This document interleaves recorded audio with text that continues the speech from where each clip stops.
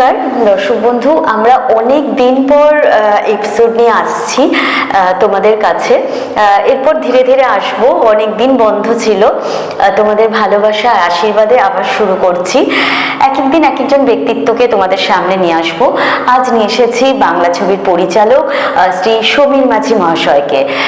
আচ্ছা, আপনি তো অলরেডি দুটো ছবি করেছেন, দুটোতে অবশ্য আমারও অভিনয় করার সৌভাগ্য হয়েছে। তো ছবি দুটোর সম্বন্ধে একটু বলুন যে এই এখনকার ছেলে মেয়েদের নিয়ে কাজ করতে আপনার কেমন লাগলো, টমেটোর চাটনি এবং ভুতুরে গ্রামে। অল্পের উপর সারবো কিন্তু আমরা পরের এপিসোডে বড় করে। না না, বড় করেও দেখবে, ভালো জিনিস হলে বড় করেও দেখবে।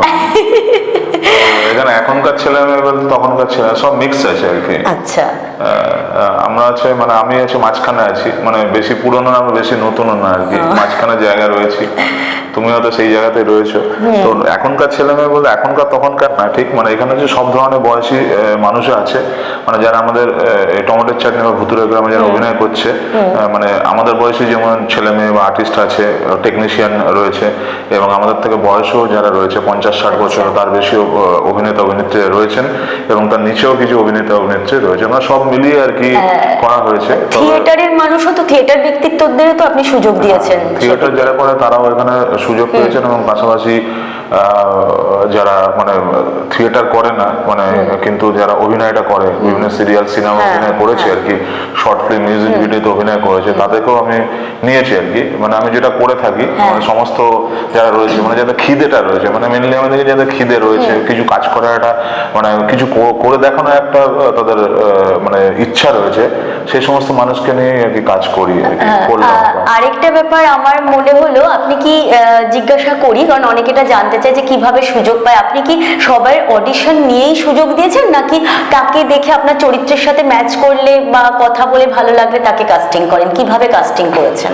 কাস্টিং যেটা রয়েছে, যেমন অডিশন নিয়েও করেছি, এবং যাদের সঙ্গে কাজ করেছি যাদের ভালো লেগেছে কাজ, মানে এরকম পুরনো বলতে আমার সঙ্গে যারা কাজ করেছে, মানে এই ছবি দুটোতে নতুন যারা কাজ করেছে, মানে প্রথম আমার সঙ্গে কাজ করেছে, অন্য জায়গায় করেছে কিন্তু আমার সঙ্গে প্রথম কাজ করেছে, এরকম অনেক আর্টিস্ট রয়েছে।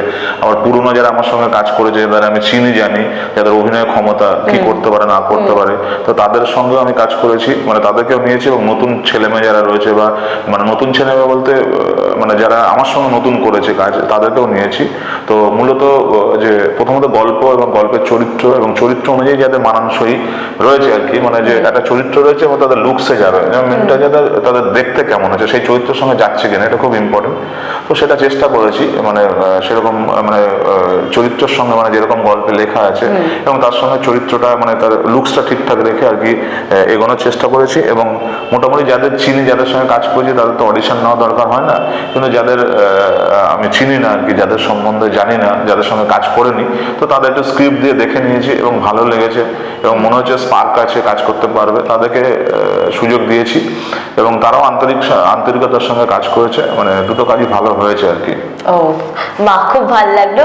আর একটু ক্যামেরার দিকে তাকিয়ে বলুন, দর্শক বন্ধুরা দেখছে তো, সেটা হলো সমীরদা, এই যে অভিনেতা অভিনেত্রীদের নিয়ে আপনি কাজ করলেন এবং সেটা সুদূর বাঁকুড়ায় গিয়ে, অভিজ্ঞতা কি ভালোই মন্দে মিশিয়ে নাকি পুরোটাই ভালো? ভালো, অসাধারণ অভিজ্ঞতা, অসাধারণ। তো বাঁকুড়া যেটা রয়েছে, বাঁকুড়া আগেও কাজ করেছে আর কি, তো এবারেও আমরা কাজ করলাম। বাঁকুড়া হচ্ছে সোনামুখী বলে একটা জায়গা রয়েছে, মানে যেটা সুবিধা হয়েছে আমাদের যে লোকেশনটা রয়েছে, মানে স্টেশন থেকে মানে আমাদের লজ বা লোকেশন লজ প্রায় 5 মিনিট, এবং জঙ্গল, আমাদের জঙ্গলটা এবং আদিবাসী গ্রাম ডিমান্ড করছিল, তো সেটা 10 মিনিটের মধ্যে আর কি ছিল।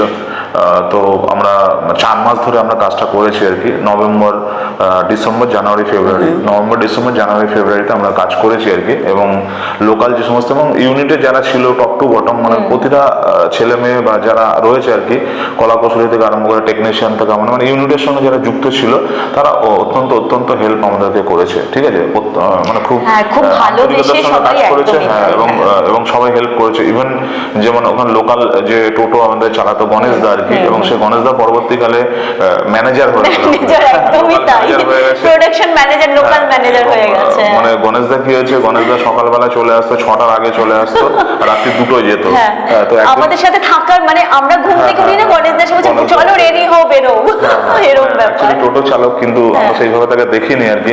এবং আমাদের ম্যানেজার হিসাবে পরবর্তীকালে মানে ওই ধরনের মানে লোকাল ম্যানেজার, মানে সেই লোকেশন, বাঁকুড়ায় কোথায় কি পাওয়া যায় আমরা তো জানি না। কোথায় কি পাওয়া যায়, একদমই, লোকেশন হ্যাঁ। কি আছে, গ্রাম কি আছে, কোথায় কি পাওয়া যায়, সেলাই মেশিন কোথায় পাওয়া যাবে, তারপর বুলেট কোথায় পাওয়া যাবে, এটা কোথায় পাওয়া যাবে, খাওয়ার কোথায় পাওয়া যাবে, A to Z আর কি। সব। মানে গণেশদা আমাদের হাজির করে দিয়েছে।